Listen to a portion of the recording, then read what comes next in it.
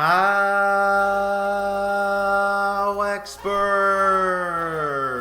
Top 10 fun facts about the Beatles.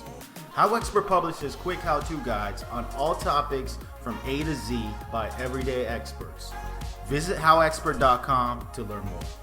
Make sure to subscribe to our YouTube channel for more HowExpert Top 10 videos for all topics from A to Z. Also, let us know in the comments below what other top 10 topics you want us to do a video on in the future. Thank you. Moving on, let's talk about the HowExpert Top 10 Fun Facts about the Beatles. Number 10.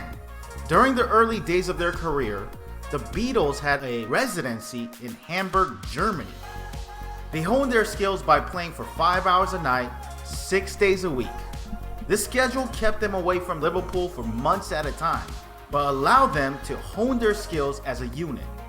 Speaking of this formative time, Lennon once said, "I was perhaps born in Liverpool, but I grew up in Hamburg." They even recorded many of their early songs in German, as well as in English. She Loves You and I Want to Hold Your Hand are both available in German on YouTube. They arrived back in England in December of 1962 with matching new haircuts and were about to become as famous as those songs. Number 9. Ringo was the last member to join the Beatles and the first to quit, although he didn't stay away for long. The original drummer from the band's Hamburg days, petebest, was fired upon their return to England and replaced with Starr. Ringo actually quit the band briefly in 1968 during the White Album recording sessions, but the rest of the guys were able to persuade him to come back. Dear Prudence was John, Paul, and George's love letter to their drummer, although the name Prudence was borrowed from Mia Farrow's sister, with whom they spent time with while in India. The song featured John's use of a guitar technique taught to him by the folk pop star Donovan, another member of their Indian retreat. Number 8. Their breakthrough album, Please Please Me, was recorded in one day during a grueling 12-hour session. The very last song was one of their most famous cover songs, Twist and Shout. Lennon was fighting a cold, they were all sick and exhausted by this point, but he rallied. He ripped off his shirt, gargled some milk, and nailed the vocals in one take. The album only cost £400 to record, but stayed at number 1 on the British charts for 30 weeks. Although John allegedly wasn't happy with his vocals, their manager George Martin was blown away by his performance. Number 7. During this early days of Beatlemania, John Lennon was already married to his first wife, Cynthia, with whom he shared his young son Julian. However, he was forced to hide his wife and child from the public eye. Their manager, Brian Epstein, thought that the band would be more marketable, especially to young women, if they were all eligible young bachelors. John and Cynthia's marriage didn't last a decade, and Lennon married artist Yoko Ono in 1969. Paul wrote the song Hey Jude as an attempt to cheer up Julian Lennon after his parents' divorce.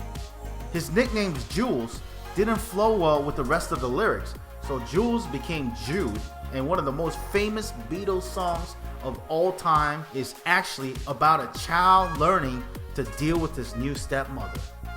Number 6. The Beatles stood for racial equality. When they first came to the United States in 1964, they were horrified by the racism of Jim Crow laws and refused to perform concerts in front of segregated audiences. On subsequent tours, it was even written in their contracts that their venues and audiences had to be integrated. Paul later wrote the song Blackbird from the White Album as his tribute to the American Civil Rights Movement. Number 5. In 1965, the Beatles were given the MBE, or Member of the Most Excellent Order of the British Empire, by Queen Elizabeth II. They were the first musical group to receive the award, which was usually reserved for veterans and other civil servants. The lads from Liverpool were so nervous about meeting the Queen that Lennon claims they smoked a marijuana cigarette in the restroom at Buckingham Palace, although George insisted it was just a regular cigarette. In addition, the surviving members of the band later received knighthood for their services to music. Sir Richard, aka Ringo, joined Sir Paul in 2018 when he was knighted by the Duke of Cambridge. Number 4. The McCartney song Got to Get You Into My Life from Revolver is actually Paul's ode to cannabis. The band was introduced to marijuana by none other than Bob Dylan while visiting New York City in 1964. Dylan was surprised to hear that they had never used marijuana before, as he was convinced I Want to Hold Your Hand was about smoking cannabis. He misheard the lyrics I Can't Hide as I Get High. Number 3.